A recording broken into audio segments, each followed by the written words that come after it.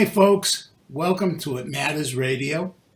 I'm Ken Ween, and I'm joined this evening by my great co-host, Monica Brinkman, and Hello. a wonderful guest, Michael. Why don't you introduce yourself?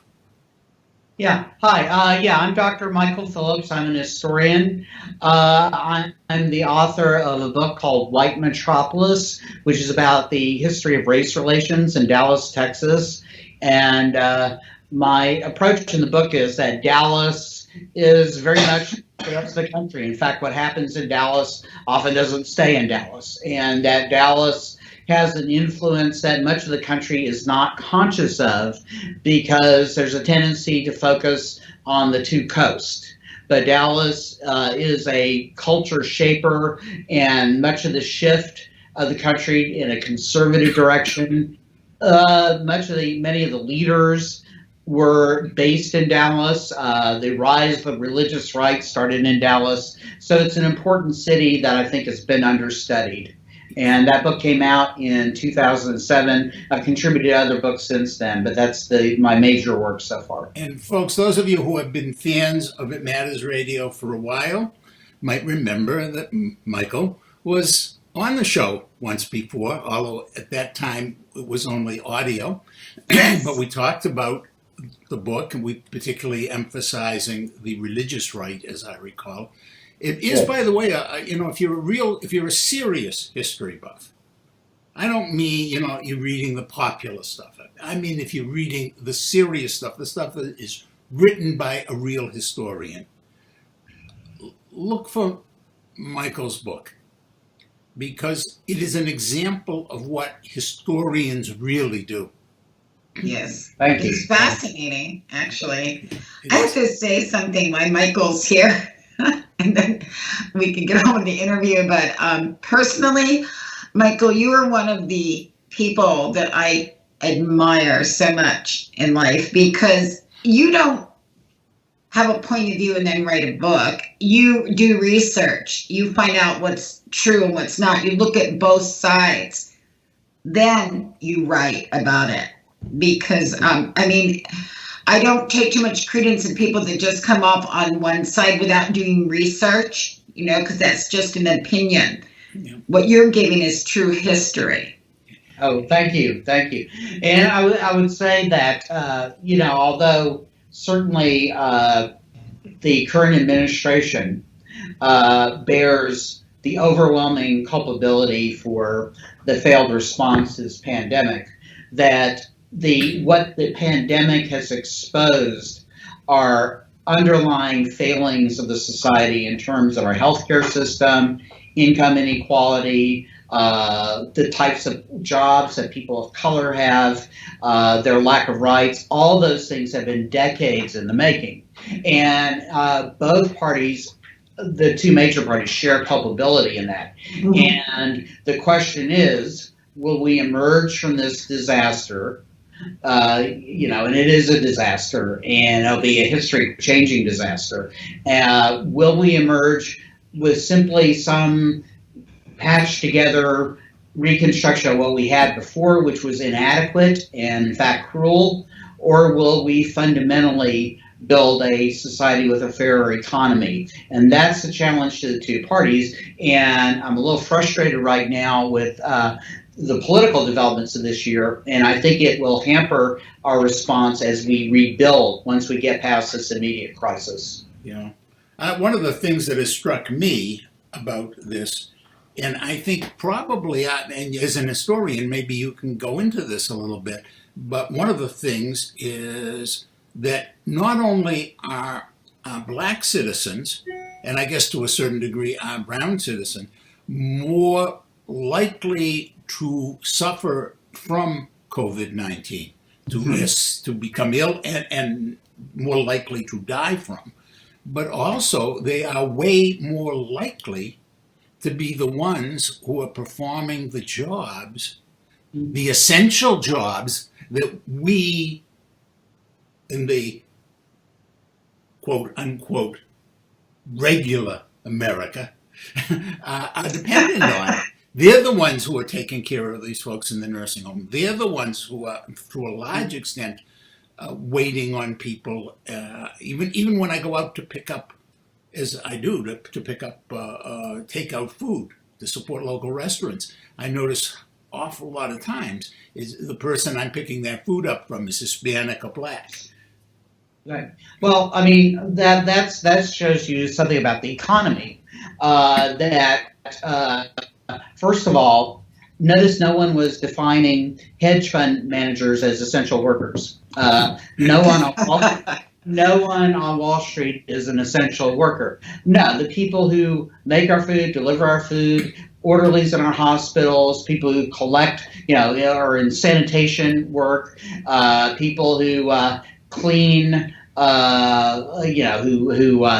do all the hard labor are the ones left without health insurance.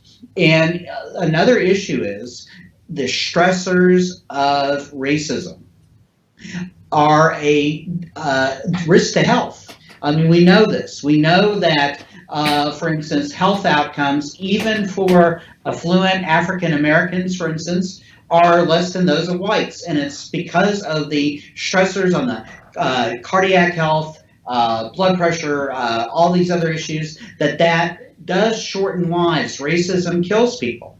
And of course, African Americans and the Latinx community disproportionately are exposed to environmental racism, which weakens their respiratory systems and sets them up for bad outcomes if they get COVID. It's a serious illness. It's a very serious, but if you already have a compromised respiratory system, you're in danger. In Dallas, what we call the southern sector, which is the largest, one of the largest black communities in Dallas, waste was piling up that was 50 or 60 feet tall, something called Shingle Mountain. It was construction material piled up in a black neighborhood, and it's still not hauled away. And I think about this whole crisis, I've been thinking about the people living there who have been breathing toxins constantly. It's in the air, it's in the soil, it's in the water there. What is their increased risk or their increased likelihood of dying from COVID if they get it? And of course, if you work in a restaurant, whatever. And this really, my current project, I should mention, my research partner and wife, Betsy Freoff, and I are working on a book. We got a grant to do this on the history of eugenics in Texas. And I think it really shows how that eugenicist concept of, that there are certain people who are biologically fit, who should run the society, certain people who are expendable, who are unfit. We're seeing that an efflorescence, renaissance of that idea. There's a protester at one of these anti-stay-at-home orders demonstrations in Tennessee, and he actually held a sign, and this was remarkable for me because he said out loud what people whispered for a long time, and they whispered it in right-wing publications like the National Review and so on. He held a sign that said, "Sacrifice the weak." We see these people, quote unquote, as essential, but they're replaceable. We have the view of them that a queen bee may have, or a queen ant might have in a ant colony. They do the work and they toil, and then when they die early, they're replaceable. There's always more of that type. We're irreplaceable. The people at the top do, and so of course. There's a real sinister agenda behind all this go back to work thing, and it has nothing to do with stimulating the economy. There's one thing they want. They want the states, people running these states, don't want to pay unemployment benefits. You reopen the economy, the job presumably is there for you to return to. You can't say, I don't want to die. I don't want to bring home a disease that might kill people who are vulnerable in my household. I can't file for benefits. And we see another aspect of this with Mitch McConnell in the Senate telling the states, file for bankruptcy. Well, you know what that releases the states from? Pension benefits, obligations to pay pensions. So there's a real cynical attempt to shred the safety net, what's left of it, and a sense that these lives, and it's not just black lives, not just brown lives, but the lives of working class and poor whites aren't valuable, and each individual is replaceable. They're Or not the elderly. the elder. Well, the elderly have no value at all because we no longer are producing anything except, of course, for the interest on our savings or the money that we make on the stocks that we own. But I mean, We we're spend money. We're a consumer. yeah, but that's not important. That's interesting because, of course, older voters have been the ones most responsible for the hegemony, the dominance of the right wing in American politics, and so on. But also, they have pushed the Democratic Party further right. They're the core of the most conservative element of the Democratic Party as well, and they are very. We see what's happening at the nursing homes. But that's a very eugenicist thing. You reach you're past the point of reproduction, your value drops to nothing. And our lieutenant governor in Texas, a man named Dan Patrick, who, by the way, before he was a politician, was a right-wing talk radio host. And as a lieutenant governor, he's a right-wing talk radio host. He's been on Fox News saying that Granny and Grandpa would be willing to go out there and sacrifice their lives to revive the economy, which I think is just a false argument, and I think that the people who make that argument know it's false. Yes. Because it's prematurely open and there's mass death, people aren't going to go to movies and go bowling. Well, there is a thing there though. There's a little twist, which is because I'm of that age where I'm grandma or grandpa. I just happen to be healthier, a little bit more economically able. So I'm not in the nursing home yet, and never plan to be. But that's another show. But one of the things about our generation is that we do have a history of being willing to sacrifice our lives, but not for the bloody economy. I think you have a good point there, right? Yeah. People love their families, and they don't want their family members sacrificed on the altar of McDonald's profits or some shoe store's profits. It's really and I think they're going to be disappointed if they reopen the economy. People are going to be forced to work, but the customers aren't forced to shop. And that's a whole fundamental flaw, that this somehow everyone's going to act like life is normal again. It's not going to happen. But I do think that the indifference to what happens to people if they're forced to return to work and they face this terrible choice, I can't have unemployment, I'm not going to be allowed to file for unemployment, I need to eat, I'm going to get fired if I don't show up to work, but if I show up to work, I might die. I think it's absolutely true that the color of the people who are doing the work, black and brown, the fact that so many of them are immigrants who have been demonized so thoroughly, really, I have to say, since September 11th, 2001, when there was this panic about Muslims in America and Muslim immigrants, that has only intensified, of course, in the Trump era, and it's brought out the worst. I mean, this is a historical fact that people have responded to pandemics in a way that really brings to the surface white supremacy, and that's at the very dawn of the concept of race, when Europeans began conquering North and South America, and these Native Americans who had lost their immunity over 20 centuries, occupying North and South America while these diseases were ravaging Europe and Africa, and these conquistadors and other European colonizers come over, and they have the immunity, they've survived, and so the Indians die from smallpox, malaria, yellow fever, diphtheria, etc., etc. How do they interpret it? They interpret it as God's on our side. He's smiting them with Old Testament type of illnesses. They don't worship Jesus, and also they're physically inferior. And we saw waves of this with immigration, throughout the 19th century. The Irish When they first started coming in large numbers in the 1830s, before the Irish potato famine, they're bringing cholera over. They're dying for cholera. They don't look at the economic structures that the Irish immigrants were paid terrible wages, crammed into slums, although the term slum had not been coined yet. They were in tenements, early version tenements, although not as high-rise. They were near places that were not sanitation was not provided, etc. So they got sick. But they were blamed for being, in the conception race of that time, that they were an inferior group of people.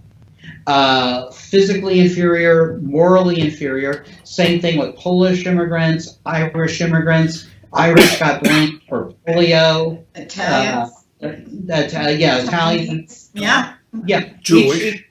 Each time there's a disease outbreak, it tends to be blamed on immigrant groups, who are the current group of people who are being exploited and pitted against people born in the country as workers. Except and that's one thing that has been essential in American history from very early on is that as one group is assimilated and becomes white, I've always talked about how, when I was a kid, I'm of Jewish background, the Jews were not white. Now we're white. I grew up in Boston, where you can see the waves. First the Irish weren't white, then the Italians weren't white, then the Jews weren't white, and of course, if you go up into Maine, the French Canadians weren't white. Right. No, but as people became accepted as white, you see. Since you have to feel superior, you have to justify what you're doing so that the people who are on the bottom don't feel helpless. There was always this wonderful thing of race that allowed the poorest of these groups to always say, I'm better than the black people, or of course in the Southwest, I'm better than the brown people. Right. Well, I say in my book on Dallas, I said that whiteness, first of all, is not biologically meaningful at all. There's no category of race when they categorize species. It's not a scientific category. It means whatever you want it to. It's random. It's not based in empirical data. But whiteness is defined by what it isn't. And in American history, for most of the time, it's defined by not being black. And also, I believe that it's associated with a certain set of attitudes, that competition is natural, that cooperation isn't. That their hierarchies are natural. Certain people are leaders, certain people are on the bottom and they're followers. That's built into biology. People are born with authority. People are born to rule. And that is essential. Ideology is part of whiteness. It's not so much skin color, because anytime you try to define the racial categories, the definitions fall apart if you look at certain things. And the problem is, when we whip up this language about disease, which has always been associated with immigrants to encourage prejudice, it creates violence. Yes. And we've seen that in this crisis. I mean, there was a terrible incident. There was a beating in California of an Asian American in Texas. There were two children, a 2-year-old and a 6-year-old, and an adult in an Asian American family who were stabbed in Midland, Texas, because the man who attacked them said, they're bringing the virus in, they're going to kill us all. And when we have such leaders in the Republican Party, not just Trump, but the senator from Texas, John Cornyn, one of the two senators, we have other people in the Congress insisting on calling it the Chinese virus. Right. Yeah. They can only have a bad outcome. And it's like the Spanish, quote-unquote Spanish influenza, which started in Kansas, 1919. It started in Fort Riley, Kansas. And it raged through the world. 5% of the world's population died. And they were calling it the Spanish flu. Why? Yeah. Well, because the Allies were at war and it started in the United States. The U.S. had joined the war. Woodrow Wilson had no respect for the Bill of Rights or civil liberties. He suppressed the press. He thought that news of a disease outbreak would demoralize the troops. So information about the spread of the disease, which actually the suppression of the news made it worse worldwide, meant that we found out about the flu when it broke out in Spain, which was not involved in the war. The Spanish press was actually freer to report that than the American press. Wow. And a member of the royal family got it, it became a world story. But because it was the quote-unquote Spanish flu, that's why they implemented this terrible, draconian 1924 Johnson-Reed Act, which said quote on immigration, and they aimed to keep Europeans who were quote-unquote not white at the time, Southern Europeans like Italians, Eastern Europeans like Poles, Jews, etc., out of the country. That had a life and death consequence because people are trying to flee the Holocaust, as it was on the horizon. They could see what was going to happen, in the coming years. Couldn't get in. And so this always has tragic thing, and pandemics bring out heroism, but they really do reveal every time the stresses of the pandemic, every crack in the society, every matter of economic injustice, racial injustice, political injustice. Yeah. One of the things you kind of mentioned, and I think is very important for us to recognize. Now, I happen to have gone to Princeton, and of course, Wilson was president of Princeton. Yeah. And so I had some insights from my undergraduate years, some of the legacies he's left. And as a kid growing up, I had been told he thought he was one of the great presidents. What I really learned was he was a racist, sick, bigoted, crazy man. When he was president of Princeton, it was the last Ivy League school that by policy wouldn't allow African Americans to attend. Yeah, among other things. There were other things that went on too that were pretty bizarre. Well, so where I was going with that is, but back then, and to be fair, I guess other times in this country's history, certainly, managing the news becomes part of the political process. And whether it's suppressing or planting fake stories or whatever. One of the things that strikes me about the current situation is that because this administration has trouble telling the difference between reality and reality TV, right, that the news, that the way they are distorting the news is even more destructive. I mean, at least with Wilson, he said, well, we're not going to let anybody talk about this. Yeah, at least they pretended. But with this administration, we just get all these crazy conflicting messages going on. Well, I mean, facts become ideologically charged, right? And we've seen this with the whole issue of, for instance, wearing masks, where there was, people had been, like Stillwater, Oklahoma. I don't know if you saw this story, where people who were working in stores wearing masks were getting bullied, and one even had a gun pulled on them because they were wearing a mask to protect themselves.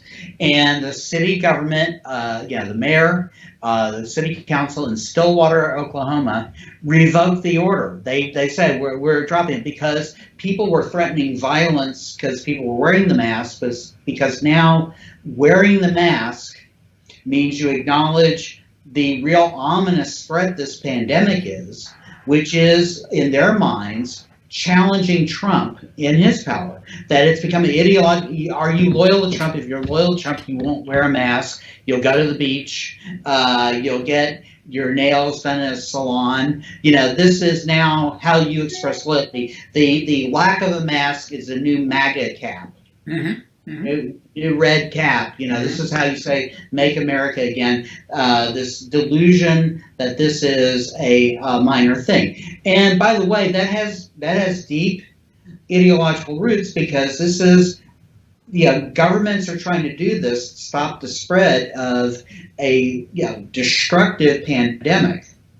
but that has always been the project of the right to question or to resist a powerful central government, because a powerful central government can also, when it's pushed by activists, do things like, legally declare, segregation is unconstitutional, abolish slavery, provide women voting rights. So there's this fear that a strong government will open up the economy, the political system to people who have been marginalized. So it's just so utterly infused. And that's why at these rallies, you see so many, for instance, Confederate battle flags. Mm-hmm. And you see there's this flag, this banner flown by the alt-right.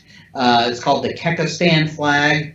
And, this is something only people in the far, and they call themselves alt-right. It's rebranded Nazism, right? Would understand that the white supremacy is very much on the surface.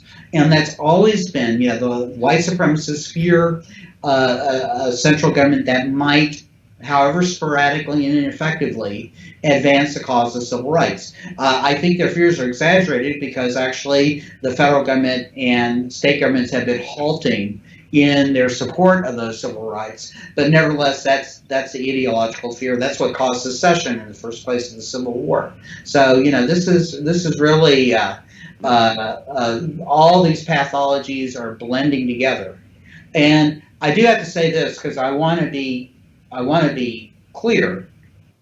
I've said that the pathologies that this pandemic have revealed was not a product of just Trump. They're long-standing. And we've got a problem. I mean, we've got a new TV star, Mr. Cuomo, right? Who can deny the fact that Cuomo is more intelligent, more articulate, more human, warm when he does his press briefings compared to the clown show that is the Trump press briefings. But I get frustrated when I see people be so impressed by him, because he actually has been trying to cut Medicaid in New York State by $400 million. And he's actually wanting to, he's saying he's going to turn down additional matching funds for the federal government, because if he accepts it, he would have to reduce the amount he reduces the state expenditure on Medicaid. And he's more interested in cutting back that program than getting the federal matching fund. Well, the people who get Medicaid are the most vulnerable and the ones who are going to be the victims. Yes. And he's and I said how older voters had certainly pushed the Republican Party to the far right, to the point where it's white nationalists. Mm-hmm. And what's happened is more moderate Republicans have joined the Democratic Party, or, influencing it, or they're trying to draw those. So the Democratic Party has gone further right. The Eisenhower Republicans of the 50s were far to the left of either party today.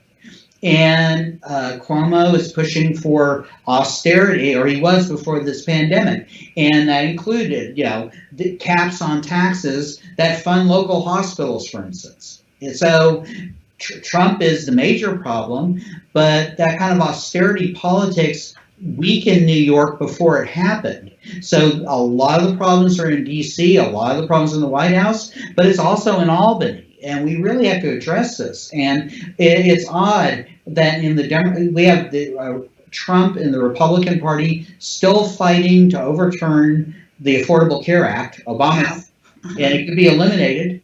But we had a debate in the Democratic Party, and the person who's the presumptive nominee was defending the idea of employer-based insurance.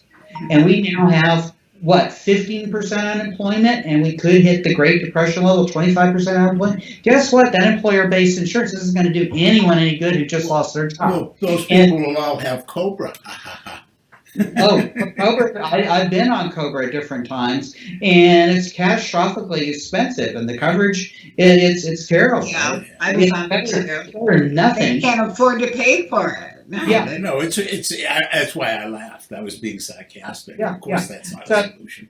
Don't people see the similarities between what Hitler did and how he did it and what's going on here? With Trump, Yeah. I would make this contrast. I think that this administration is run by a narcissist who I was talking to my wife the other day about this, how, whatever their qualities politically, ideologically, generally speaking, presidents are able to express, because that's how they got elected, empathy, understanding of suffering. It seems that Trump psychologically is unable to feel the pain of others or to value other people except as the degree to which they serve. That's narcissism. It's like it's all a reality TV show. Right. He just wants to win, win, win. And if no one agrees with him, you're fired. Well, I want to respond, though, to what you said, Monica, because I very strongly disagree. I do not think Trump is in any way like Hitler. I think Hitler's goal was to create a wonderful masterpiece called the German Reich that was going to follow in his footsteps for all time, or at least 1,000 years. He commissioned some, what he thought was wonderful architecture. He created these great roads. He believed in the government. He believed in the state. And he was the state. Trump believes, if anything, that the government shouldn't exist. His wholehearted effort is to destroy government, except in terms of maintaining the military, of course. And the other thing, and this is, of course, the saddest thing, the one area that absolutely the Trump side of the Republican Party believes has to be controlled by the government, is a woman's right to choose. That absolutely, they believe, is the government's business. But the rest of it, like whether or not I have the right to refuse somebody's service because I don't like their skin color, or I don't like their sexual orientation, or that I don't have the right to shoot somebody because I think they might be a threat to me, or any of these crazy ass things. Those that the government historically has moved into, especially since the Civil War. No, they don't believe in government. And I think that's the biggest difference. Well, I guess I was thinking more on the tactics he uses, how he has a cult that they brainwash. They send them out emails constantly, full lies. They send them pamphlets all the time. It's gotten into churches, in lodges. Okay. He's kind of growing that little party of his cult, like His Hitler did. methodology, maybe. Michael, you want Yes. I was just going to say, I think we have a tendency to look, when we think about political evil, to look outside of the United States for reference points. One thing I would say, about this odd, Hitler or Trump thing, Hitler at least had an attention span. Trump has the attention span of a cat. No, it's true. Hitler and the Nazis had a defined ideology. Trump makes up, his political agenda, his ideology, does it each day. There is no long-term agenda other than acquiring personal wealth. Yes. Hitler shot himself in a bunker believing in his vision. He was a liar, he was a hypocrite on so many things, but there was an overarching worldview. And I wince every time because the Weimar Germany 1920s is not exactly the United States in 2020, even with all the horrible things we've seen. What is relevant is when people say this isn't who we are, to a very sad degree, what's happened with Trump is this has been who we are. We're a nation grounded in genocide. We're a nation, people talk about propaganda. I spent the last several years trying to remove cherished propaganda from the American landscape because I think it poisons the American race relation. I'm talking about Confederate monuments. Yeah, there are people who believe that a group of wealthy men who were indifferent not only to the human beings they bought and sold, the human traffickers, they were indifferent to their lives, they were indifferent to the lives of poor white people too, and they betrayed their country, waged a war against the United States in which they killed hundreds of thousands of their countrymen to establish a slave republic, and they're seen as heroes. So yeah, Trump uses propaganda, absolutely, but that's an American tradition. Yeah. We can lie. Yes, so. You know what? We're going to have to stop at this point, but there are two things I wanted. First of all, I wanted the folks to let you know that I have asked Michael Phillips in a private conversation if he would come back and join us more frequently, and he has said he would, and that is for me, and I mean, I'm just so pleased, and I know, Monica, you feel that way, and I know many of our friends feel that way too, Michael. I've told Michael I have at least one friend who wants him to run for president. There we go. I made 10 really big corporations who want to give me lots of money, and I'll sell out and I run. You can't sell out.